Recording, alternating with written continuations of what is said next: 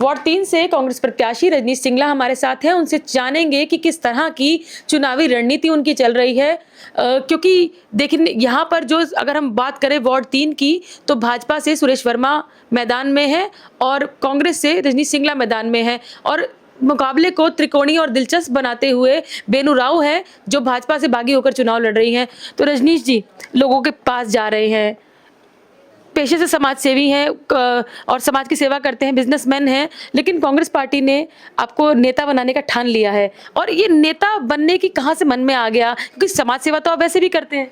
बिल्कुल जी, मैं बिल्कुल आम आदमी पार्टी बंदा हूँ और अपना इसमें नेता बनने वाला कुछ नहीं, सिंपल सोशल काम करेंगे, पब्लिक के साथ चलेंगे जी, ये चीज़ है। बाकी ऊपर हाईकमान के जो कह रहे हैं उनका शुक्रिया अदा। अगर आपका कहना है कि वो नेता बनाना चाहते हैं तो लेट्स सी कि क्या बनता जी। जैसे लोगों के बीच में आप जाते हैं तो आपके वार्ड के किस तरह के लोग मुद्दे उनके सामने रखते होंगे, क्या उनके काम हो पाए हैं, वो सेटिस्फाइड है, या वो आपसे क्या उम्मीदें जता रहे हैं कि रजनीश भाई या रजनीश बेटा जब आप जीतो तो आप क्या कुछ हमारे लिए करो।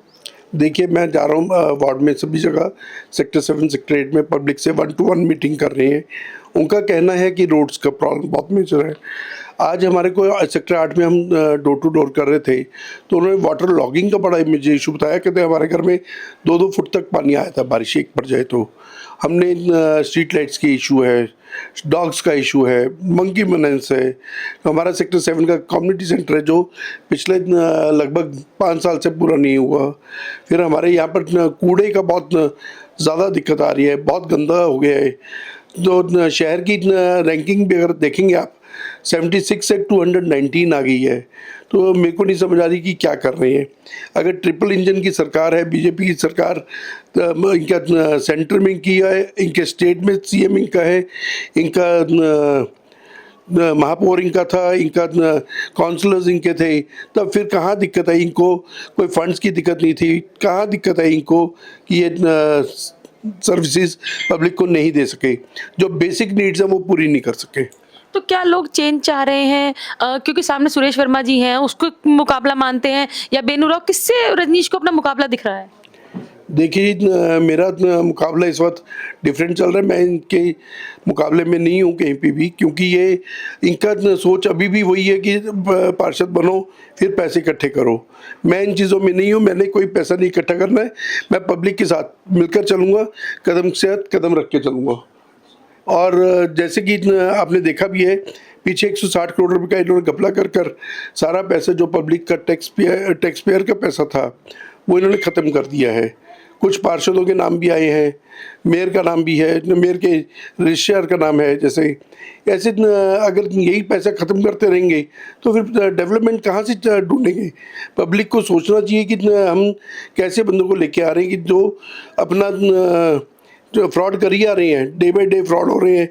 जो 400 करोड़ का फंड आया, 400 करोड़ का फंड वापस कर दिया डेवलपमेंट के लिए, वो इन्होंने डेवलपमेंट में नहीं किया। आगे कहकर ये वापस किया कि हमारे पास एक्सेस फंड है।